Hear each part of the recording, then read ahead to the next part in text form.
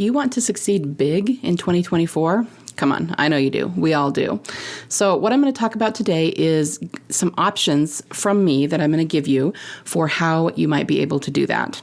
I have had a wild week. I was at a entrepreneurial conference that gave me so much inspiration, so many breakthroughs, so many ideas for how I could serve all of you during the coming year. I also had an email that was an absolute disaster. So I'll talk about that. It's been an interesting week. But the point is, I'm going to talk today about some new things that I'm kind of ramping up for the new year and how they might be able to help you succeed as a fiction author in a big way, in a bigger way than you've ever succeeded before. So if that's something you're interested in, this is the episode for you. Stay tuned. Hi there, aspiring fiction author. Welcome to Fiction Author Business School. Do you want to write your stories with ease and confidence? Do you find yourself Googling how to write a fiction book or how to write a character arc? Do you want to create a fiction empire, but you can't even finish the story you're currently working on, and you find yourself doubting it will even be good enough? Hi, I'm Liesl. I too have been writing stories since I was just a kid. I wanted to do something about my fiction writing dreams, but got information overload every time I looked for writing help because there's just so much out there on the internet. I wanted confidence that I wouldn't disappoint my readers and a plan to publish regularly. I knew the foundation of any author career, including the marketing aspect, is a stellar and well-written story, but I didn't know how to be sure that my story was solid. I went on a journey to figure out what really makes readers tick and how to incorporate those addictive elements into my story. In this podcast, you'll find specific tactical fiction writing tips, solutions to writing more words more efficiently, and secrets to mastering your author mindset. So put on your fuzzy slippers, grab a notebook and pen and some chocolate, and let's write some fiction. All right, before we get started, I just want to remind you, if you haven't done so yet, to pick up my fiction production growth scorecard. You can get it at bit.ly/fiction scorecard 1. And I will make sure to link that up in the show notes. It's just something that helps you be accountable as you're writing your fiction. It helps you measure how far you've come. And that makes all the difference when you're trying to get your WIP finished, because it just helps you to see that you are making progress. And as long as you're making a little bit of progress every day or every week, you will get there. But you need to be able to see it in order to keep going. And of course, it also keeps you accountable, making sure that you get certain things done every week. So it's a really, really helpful tool when it comes to getting writing processes and habits into place. So again, that's bit.ly/fiction scorecard 1 to pick that up. It is a free download. Okay, so let's talk about my week. My week has been interesting. But not in a bad way, in mostly a good way. First of all, let me apologize about the email. So like I said, I was at this entrepreneurial conference and I felt inspired to send an email out to everybody. And I did. And what I didn't realize is that there was a problem with my email provider, and I didn't even realize it. So I had a few people send it to me and say, we're trying to respond to your email, but it says it doesn't exist. Yeah, that would be a problem, wouldn't it?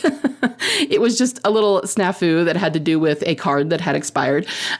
So I've already fixed it. When this episode goes live, it will be fixed. But I do apologize. I sent out this email and it was so great. And I was going to connect with everyone. And then I didn't realize that there was a technical problem. So apologize about that. But it is fixed now. And I'm going to talk about kind of the same stuff today that I was talking about a little bit in that email. So as I said, I was at this conference. It was an entrepreneurial conference. It was James Wedmore's Business by Design live event, right? It was fantastic. I mean, it was like life-changing. So many great things, so many great experiences, and I absolutely loved it. I could go on and on about it for a really long time, but I'm not going to. I'm going to talk about some of the things from it that inspired me and some of the thoughts that I had and what that has to do with writing, fiction writing, and the new year. One of the things that we did there is we did a lot of mindset work, which is why it was so inspiring and so life-changing. And every single person there was a business owner who was trying to, succeed at an online business. And let's face it, that's what we do as fiction authors. Our business is online. It is selling books online. And so in doing all of these exercises and, the amazing guest speakers, I got to see Jasmine Starr and Michael Beckwith and just all kinds of really, really great people. Everybody was having all kinds of breakthroughs, and we did group meditations, which were really, really powerful. And it just like I said, it just inspired me. Like I don't even have the words to tell you how inspired I felt by this event. And I was so excited to get back and get started on things and, connect with everybody and get more podcasts out and all of that. Now, you might have noticed that I only am doing one podcast this week, and that will probably continue through the end of the year because I have a lot of work to do in order to be ready for 2024. And then, of course, there was the little email snafu. But what I did after the conference, so it went, I flew out to Orange County. Many of you know I'm from Utah, so it wasn't a long flight, but it was in a different state. And I flew out Thursday night. The conference was Friday, Saturday, Sunday. I came back Monday, but my flight it was not scheduled until the evening. So I had most of the day on Monday to kill before I actually got on the plane. And, being from Utah, which is a desert, I couldn't go to California and not visit the beach. I mean, don't get me wrong, I've been to California lots of times before, but what I did once I had to check out of my hotel was I went down to Laguna Beach. And I don't think I'd actually been to Laguna. I've been to most of the others, like Long Beach and Newport and all of that. But I went down to Laguna Beach, and it was really, really lovely, really pretty. And I kind of sat down and I wrote some thoughts in a journal. And I'm going to just kind of read you some of those thoughts and talk about it. And then I'm going to go into some of the things I'm going to be doing in 2024. I'm revamping some things. I'm getting some new programs out. And, I say that they're options from me because obviously you have to decide whether it's something that would serve you or not. But I'm really, really excited for all of them. And I think you guys will be too. So, one of the biggest things that really, really struck me, and this is something that I've thought for a long time, but it just was sort of driven home by being at this event, is that the world at large, like the entire planet, is going through a spiritual and energetic revival. And I think a lot of people have kind of at least sensed this or been aware of it for the last few years, since like 2020 at least. And we're not just talking about one person or one group of people. We're talking about the entire human race and the entire planet and everything that's alive. I mean, everyone can feel that things are shifting and that they're different than they used to be, right?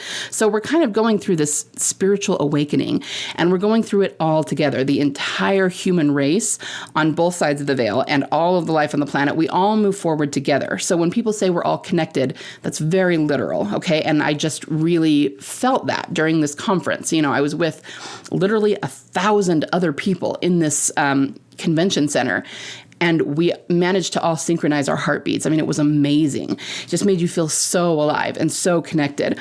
So again, we're going through this energetic and spiritual revival, okay? The entire planet is. Here's where this really applies to you, though. Our stories need to reflect that. So I want you to think about, for example, soap operas, right? Back in the, when they first came out, the 60s, the 70s, the 80s, even into the 90s, soap operas, daytime soaps, they were the bee's knees, right? Everybody watched them. Everybody loved them. I have memories of coming home from school in the afternoon and my mom was watching General Hospital. That was her show. I even watched a couple of, off and on during high school myself. They have really fallen out of popularity. I mean, most of them have been canceled. I think there's a few that are still running, but why is that? Now, you could say something a little more surface, like, our entertainment tastes have just sophisticated, and that's true. But it goes a lot deeper than that too. Okay, it's more than just becoming more sophisticated, because if that was the case, then it would be a matter of, maybe teenagers watch those, but once a person matures, they don't watch that anymore in the same way that they would with little kid cartoons. Okay, but that was not the case for decades. Adults watched those and really enjoyed them. And there's nothing wrong with that. I'm just saying they're not doing that anymore. Why? Because we, as a race of people, have sophisticated, okay? It's not about the age of a single person. It's about the way that the entire planet is moving forward. So in terms of stories, this is just one, little tiny example of how we can see this, but it is no longer enough to put a mediocre character into the lowest common denominator of a situation and have them react with drama. I mean, that's pretty much what soap operas were, right? And again, I'm really not throwing shade. At the time, that's what people wanted for entertainment, and that's great. They got something out of it. But that's not what people want anymore, because we're moving forward as a race. We're going through this revival. Readers want transformation. They want the real and the raw. They want victory. They want to see victory, both physically and emotionally, psychologically, right? Now, not all of course, stories show victory. We might be writing a cautionary tale or a tragedy or something, but even that shows victory or what it could be, even if it's the lack of it or the absence of it. So it still has the same effect on a reader, just coming from a different angle. Okay. So this is what readers want. And like I said, our stories just need to reflect this. We can't be writing, half thought out stories anymore. I mean, we can, obviously you can do whatever you want, but it's not resonating with readers when we do that. And therefore, if you want to create a business out of this, if you want to make money off this, that's just not going to cut it. Okay. And in a world where it is very chaotic, right? We're being told that down is up and red is green and right is wrong. In this world, readers are yearning for stories where good overcomes evil and justice prevails. And obviously, we're not going to make that super easy for them. We have to show the obstacles and the injustices and the trials along the way. But again, our stories just need to reflect the world that we live in. Okay, so there's that. Another thing that I reflected on as I was sitting on Laguna Beach is that years ago, probably 10 years ago, I put a particular scripture into the signature of my emails, and it's from Job 19:23-24. It says, "Oh, that my words were now written. Oh, that they were printed in a book, that they were graven with an iron pen and lead in the rock forever." And I'll be the first to admit that when I first put that in my email signature, it was a little bit tongue-in-cheek. It was a little bit jokey because it just kind of feels like it has a publishing vibe to it, but it's from the Bible. And so that's why I wanted to put it in my email signature. But I no longer think of it as jokey anymore, okay? Because, we have the fact that Job, first of all, is a very tragic figure. He kind of epitomizes human loss and human struggle, for one thing. But he also, I think... why was he saying that? He said that he wanted his words to be written in a book, to be printed in rock, graven in stone for all time. Was that because he wanted to be famous? Was that because he wanted to hit the Amazon top 100 list? I mean, obviously not. But why did he say it then? Because he understood the value of writing down the struggles that a person is going through and allowing somebody else to read them and learn and grow from them. Okay. He understood the value he understood why people read books. Let's just put it that way. Why the human beings have always told stories. And yes, it is for entertainment and sometimes it's for education, but it's a lot deeper than that. There's a reason that Christ taught in parables. Okay. And it's because, and I've said this before in various different ways, stories speak to us on a subconscious level. And I've talked about a lot of different definitions of the subconscious mind. And, that's why you meditate, to change yourself on the subconscious level. And that's really the only way to affect permanent change for yourself, is to start on the inside, on the subconscious level. But for purposes of today, another way to think about it is that the subconscious is speaking to your spirit, okay? Not to your body, not to your logical mind, not to the natural man, as they sometimes call it, right? It is speaking to your spirit and changing your spirit. So that is why Christ taught in parables, and that is why Job wanted his trials to be written down, because he knew they would help other people. He knew the value of people reading a story and learning from it and living vicariously through that story, and how it could change them in a good way, how it could help them, how it could give them more humanity and more strength and more resilience and more transcendence, okay? So that was something that he desperately wanted. And you guys, I've cried so many times this weekend when I was having these breakthroughs, and I'm doing it again. But Job, when he was at his lowest point that he had ever been at in his life, he cried out, "Oh, that my words were now written. Oh, that they were printed in a book, that they were graven with an iron pen and lead in the rock forever." And they were, in a sense, right? The really, really beautiful thing about that is not only that he wanted to help other people through his story, but that he has. Job is one of the most widely read and well-known stories in the history of the world. And so not only did he get his wish, but I want you to take from that too, that whatever the desire of your heart is, you can have that, okay? You got to be willing to do the work. You got to be willing to go through the tough times, but if you want to be successful as a career author, you can do that, okay? You will get whatever you want if you're willing to put in the work. All right. So again, these were all things that I was reflecting on. This was the kind of, experience that I had while I was there. It was just absolutely amazing. So I'm going to talk about a couple of concepts here, and then I will get into, the programs that I'm putting together for you for the new year. Number one, this is something that a lot of people say, and that I've even had people say to me as I've been doing my podcast over the last few months, and that is that people think there's too much competition in the fiction world, and therefore, while you might sell a few books, it's not possible to make a living off this. Well, contrary to popular belief, that is just not true. Number one, there are actually a lot of people who are making a living off this, and people immediately jump to, oh, it's just the mainstream authors who already had a following before the digital revolution happened. No, actually, there are a lot of indie authors who make six figures. There are a lot who, even if they're not making six figures, are making a good living, are making, have been able to replace their income from their day job. Okay. But what I want you to take away, though, is that other people's success have absolutely nothing to do with your success. Okay. Absolutely nothing. It does not matter how much competition there is in the market. In order to be successful, you need two things. You need the right mindset and you need the right strategy. Okay. Only you can cultivate the right mindset, but I can help you with that. I can, guide you toward that. But I can also give you the right strategy. And if you have both of those things, it is more than realistic that you could make a living off of this. Okay. So one more time. Other people's success have absolutely nothing to do with your success. It's about you. Do you want to be successful at this or not? All right. The next thing I'm going to say is going to be pretty controversial. I'm just going to warn you. There is a huge belief, I'm going to call it a misbelief, just like our characters sometimes have, in the author space, that it is impossible to sell books via social media. I hear this all the time. Social media does not sell books.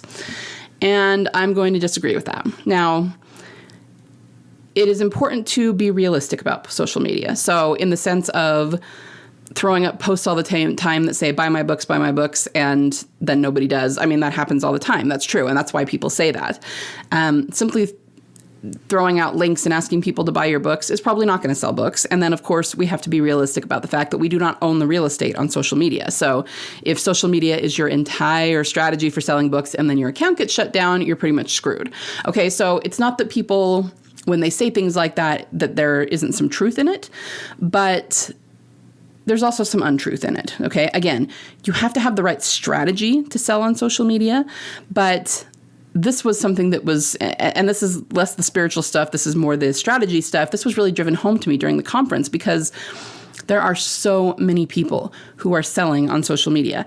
And you guys, there are women who are selling $3,000 coaching courses on things that 90% of people would think you were absolutely insane to pay for. And they're being successful at it, okay? And if they can sell a high-ticket offer on social media, there is no reason that we cannot sell our books on social media. But once again, you need to have the right strategy, and I think that's the main thing authors are missing. They're also missing the mindset a little bit, but most of us don't know what to put on social media in order to sell our books, okay? And we also have to be realistic that it's not going to happen overnight, okay? We have to grow a following. We have to work up to it. It does not take as much time as you would think it would if you have the right strategy. But again, it's not going to happen overnight. Guys, marketing, just like writing your book, it takes time. It takes a little bit of effort. But if you know exactly what to do and can put systems in place so that you know exactly what you're doing every day, then it's not hard. It's just a matter of showing up, right? Okay, so that's the second thing I wanted to talk to you about. The third thing, and this is probably going to hurt the most. A little bit of real talk here, but I want you to be honest with yourself about this, okay? I've said this before, but one place that I really think that the fiction author space is lacking is in just good, solid business principles. There are plenty of people who teach paid ads, how to sell your book, that sort of thing. But we don't teach really solid general business principles. And I don't think that's anyone's fault. I'm not throwing shade at anyone. It's just that no one's really done it before. And if they have, I mean, I'm sure there are people who have that I just don't know about. There always are, but it's not very prevalent. It's not very widely taught anyway. So that is something that I've been learning for the last several years. I mean, the reasons that I haven't published as many books over the last 3 or 4 years is because I've been learning a different side of the business, not only so I can sell my own books, but so I can help others sell theirs. I'm not going to get into lots and lots of, marketing principles here, but one that is a big deal in other spaces is that you need to make sure that something works before you throw money at it. And maybe that seems obvious, but even if it does seem obvious to you, I got to tell you, there are very few authors that actually put this into practice. Most people, this is what happens. And tell me if this is you, because it's definitely been me before, okay? So you're not alone, but you write your book, you're absolutely sure that your story is solid. And, maybe you've even had people read it and gotten some kudos for it and people like it and you're like, okay, my story's solid. Then you publish it and you get either crickets or maybe a few sales, depending on who buys it, maybe family and friends, or maybe you've got a little bit of a fiction email list. And so you sell some copies, but then that's pretty much it. I mean, it kind of drops into the void. And so you think, okay, well, I just got to run some paid ads to it and then it'll sell like hotcakes, right? But most authors also have a really hard time getting paid ads to work for them. Again, not all, but the vast majority. This is why you should always test an offer, and your book, what you're selling, is your offer, before you throw money at it. So we all hear these stories about authors who write a book, pop it up on Amazon, and it just sells like crazy. They sell 100,000 copies, of some romance novel without even putting hardly any other marketing into it. Maybe send it to their list, but that's all. Now, of course, every situation is different. Maybe those authors have awesome email lists that are very engaged. We would have to take that on a case-by-case basis. But there really are success stories of people who have put a book up and they were just good enough at marketing, at knowing exactly what readers want, at putting that into their blurb, at making sure they had their SEO dialed in, that they didn't really need much other marketing. And the book really did kind of sell itself. Okay. This is what I'm going to say. Every book that you write, you should be able to do that with. You need to make sure that your book is working without paid ads before you start throwing money at it, because paid ads do not sell a book. They amplify what is already working. So if you have a book that is not selling on its own, paid ads are not going to help you. You are going to be flushing money down the toilet, okay? And this is why so much in the last few years, I have people say, well, your writing stuff is great. I like your fiction writing tips and all that, but I really need marketing. When are you going to do marketing? I've had a hard time wanting to do marketing because I feel that it is unethical to tell you to throw money at CPC ads if your book is not working. And at the same time, it's hard for me to know how I can help you with that, because I can't really be the book police and tell you whether your book is good enough. You have to figure that out. But it's finally all kind of come together for me. So what I will say here is that everybody in the author space wants marketing, and understandably so, because you want to sell your book. I get it. But there is not a single fiction author on earth who thinks their book might be the problem. Now, their book isn't always the problem, but a lot of times it is. So when I say that when I was at this event, I got a lot of clarity, it finally clicked for me how I could put all of this together to help you. Okay. So with that in mind, let's talk about what I'm going to be doing in the new year. I have been talking about fiction by design for a while. I'm trying to put this program together, but when I sat down to outline it, it is a beast of a program. Okay. It's like 19 modules, and I was really struggling with how to format that, because I thought that's going to be a big course, and it's psychologically, once you get into the psychology of online courses, something that big, most people are not going to finish it because it's too overwhelming. And I get that. I completely understand that. But if you don't finish it and implement it, then you're not going to get results, right? And obviously we don't want that either. I want you to get the results. I want you to be successful at this. So doing it as a course just wasn't the best I don't know, I kind of went back and forth. But the only other thing I could do is maybe to do it as a membership. But I also knew that that would frustrate people, because I know that most authors are like me. They like to jump in and power through things and get them done and, that sort of thing. And if I'm making you write or wait a full month in between the dropping of each module, people are going to get frustrated and leave the membership. So I completely understand that too. So I was really struggling with how to format this program. Well, it kind of finally clicked for me. And this particular breakthrough actually came right before I went to BBD, but being there just kind of reinforced it and gave me even more clarity than I had before. So what I'm going to do, I am going to launch Fiction by Design. I'm going to be doing most of the launch work, as in, presenting it. I'll probably do some workshops around it and, to let you know what it is, whether it's really bring it across, whether it's going to serve you or not. I'm going to be doing all of that in January, and the program will start the first week in February. It is going to be a 5-month coaching program, meaning we will every week, actually, I will be dropping new modules, and then you'll have homework and writing to do for that week. The idea is that you will have finished a full book by the time that we are done with the coaching program, okay? 5 months, you will have written an amazing book. I will have shown you how to write the book in such a way that it will be marketable by the time it's finished, and you will have a full marketing plan coming out of it, okay? So that's what we're going to do. Like I said, I'm going to be doing the launch work in January. So this is what I was actually talking about in the email that went kerplooey, right? If you want to learn how to write a book in a way that automatically makes it marketable. The point is that when you publish your book, you should automatically be getting sales, okay? It should not be something where you have to work super, super, super hard to get sales. And I'm not saying that every book you write, you'll have 100,000 sales. The point is that it should be selling on its own. Readers should be finding it on their own. And you should be able to do some pretty basic marketing that doesn't take a whole lot of time or money and get some sales.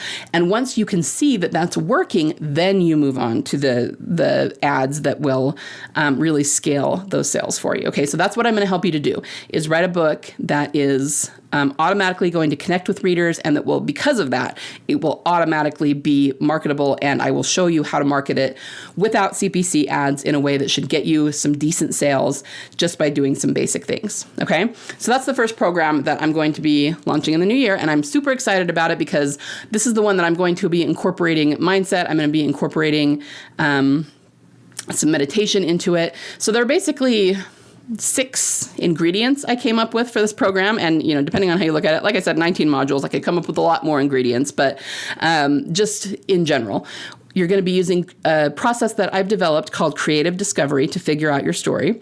You're also going to be using structured journaling, which is a type of meditation, to figure out your story. The third ingredient is just meditation itself, both around your mindset in general, as well as specifically around your story. Then there's the human template for storytelling. And guys, I've talked about this multiple times on the podcast. We're going to be going several orders of magnitude deeper on this, okay? On what it is, on why it's important. And once you really understand that, it will change the entire way you look at fiction writing. It will change the entire way that you approach story once you understand this, okay? So we're going to be doing that. That's the fourth ingredient. And then we're going to use what I call fiction marketing focal points. These are things that are already there in your story. I promise you they're already there. Really, you don't have to do a whole lot more work. It's not like you have to put them into your story. They'll already be there, especially in the way that I teach story through the lens of the human template for storytelling. But we're going to emphasize them and pull them out and record them as we go, because those are the things that we're going to use to market once your story is finished and published. And by the time you leave, the sixth ingredient is that you're going to have a full book marketing business plan. Okay? I just got to say, I love what I do. I love geeking out about story. I love connecting with people through story. I love, it's something that I've gone on a little bit of a journey to figure out. I think I love everything spiritual and subconscious, and that's why I've really latched on to meditation a lot in the last few years, because that brings that out. But what I never really understood about myself is that that's why I love story so much, even though I didn't understand why or what what the effect of it was. I didn't understand that it was story speaks to people on a subconscious level, and therefore it's speaking to your spirit. I just knew that I loved it. I didn't know why. What do you say? I just do. I just love it, and I think that most people who love story and connect with story, even though they might not understand those kinds of underpinnings, they're connecting with it because of those same reasons. So I love what I do, and I would love to show you how to do this if it's something that you are interested in. This program will be available to you in 2024, okay? So all you got to do, if you're interested, you can join the wait list, which just means that I will send you more information via email when it becomes available, but I will also be talking about it on the podcast. So if you listen to the podcast, you don't have to do anything else. Just keep listening to the podcast and you'll hear when it's available and everything. All right. The second program, I promise this will be shorter. I'm going to wrap up. I know this is long. This is something that I really had no inkling of at all until I went to BBD. And I started talking to different people about it. And I just came up with this. And now I'm like super, super excited about it. Remember how I talked about marketing on social media, right? So I'm going to put together, this is going to be a monthly membership, but it's going to be pretty cheap. I'm thinking I'm going to start it at like $37 a month, so it's not super expensive.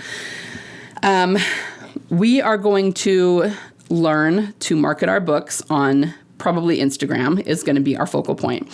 I have grown an Instagram account around this podcast and authors, but I kind of hijacked the account I was using for my books when I started my podcast.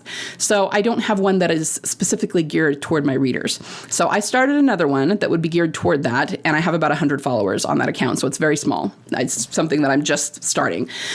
So what we're going to do is, remember in the other program, I talked about fiction marketing focal points. If you already have books written that you want to learn how to market on social media, which means it'll take a little time to put some posts together and things, but it doesn't take a whole lot of money. You guys got to understand something. Marketing always costs you something, okay? It's either going to cost you time or it's going to cost you money.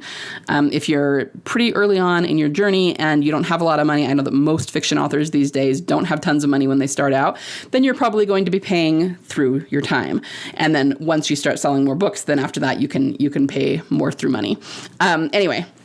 So what we're going to do with this membership is we are all going to grow our Instagram accounts together and learn how to sell books on those accounts. And this is something that I very much learned during BBD Live. I've got some strategies. Some of them I've used before, and so I know they work. Others are brand new. But when I heard it, I was like, oh, why have I not done that before? That's genius, So that was part of it, is getting these insights and this information. And a lot of this stuff I learned from people who their full-time job is to sell on Instagram. So they know what they're doing, and these things will work for us, okay? So what is the membership going to look like? You're going to have some basic videos that teach you different types of posts that you can make, and the basic Instagram strategy we're going to follow. But then every single month, I'm going to give you templates and swipe files, meaning I will show you, here's a new type of post for this month that you can use. So you'll be getting new types of posts every month that you can just kind of fill in the blank with your book and put your book and your copy on it. But I'm also going to teach you about those fiction marketing focal points, which is how you will write your copy and exactly what you will say about your book and all of that. So I came up with 4 ingredients for this particular membership that you're going to need to be successful. One is the fiction marketing focal points, which I will teach you.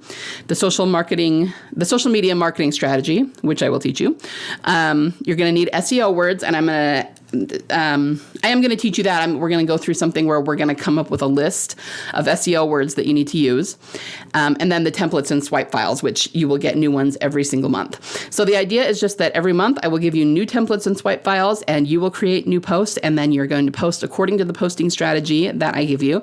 And we're going to watch our accounts grow, and we're going to watch how many books we sell, and we're going to record it.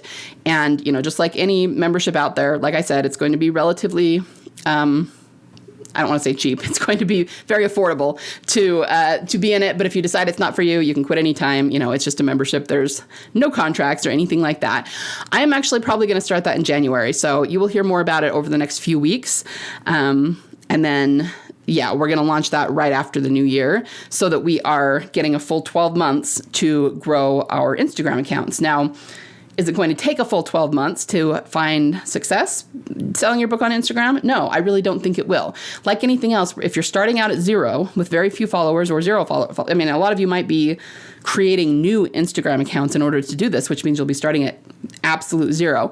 It's going to be a little bit slow going at first. Just like anything, we're not going to see tons and tons of results right at first because we don't have that many followers, but we're going to track our progress throughout the year. And it's just one of those things, guys. The year is going to pass one way or the other. Why not be doing this so that by the end of 12 months, you have a full thriving Instagram account where you can see some sales. All right. So that's what we're going to be doing. Final note, I don't actually have a name for this membership yet. And guys, I've had so much information crammed into my brain, and it's all good information, really, really fantastic, inspirational, life-changing kind of information, but so much of it crammed in there that I got nothing when I'm trying to think of a name for this membership. So I'm going, it's going to be the Instagram amazing fiction marketing membership. Yeah, I got nothing. Okay. So I would love some suggestions on what to call it. I will come up with something before we launch it, but I don't actually have anything yet. If you are interested in possibly being part of this membership, there is also a link in the show notes where you can just go to the link and join the wait list for this. And again, that just means that I will send you more information as I get it, but I also will be talking about it on the podcast more. If you want to get on the wait list for that, it's bit.ly/IG fiction marketing. And I will put that in the show notes as well. Okay. So I think I've rambled on enough for today. This is what we're looking at going into 2024. And I'm super excited for both programs. I'm super excited for what the new year is going to bring. And I hope you are too. Whether you join these programs or not, I hope that you have a plan for your fiction in 2023 and that you're super excited about it. And I just wish you all the success in the world, no matter what route you take. All right. So that is what I have for you today. I hope everybody has a wonderful week of writing. Christmas is coming at us so stinking fast, and there's so much to do. Believe me, I get it. I've been there. I am there. But yeah, get on one of those wait lists if you're at all interested. And this is me signing off, wishing you tons of creativity, inspiration, and many royalties. Bye. Thanks so much for listening today. Before you go, would you be willing to do me a solid? If you found any value at all in this episode today, would you be willing to share it with other authors just like you in the hopes that they might find some value in it as well? Happy story crafting this week. Remember, only you can bring the world the unique story that you are trying to tell. Only you can succeed in your own unique way in getting it out of your mind and your heart and into a medium where it can reach thousands, if not millions, of salivating readers. You don't have to worry about failure because there is always a market for awesome.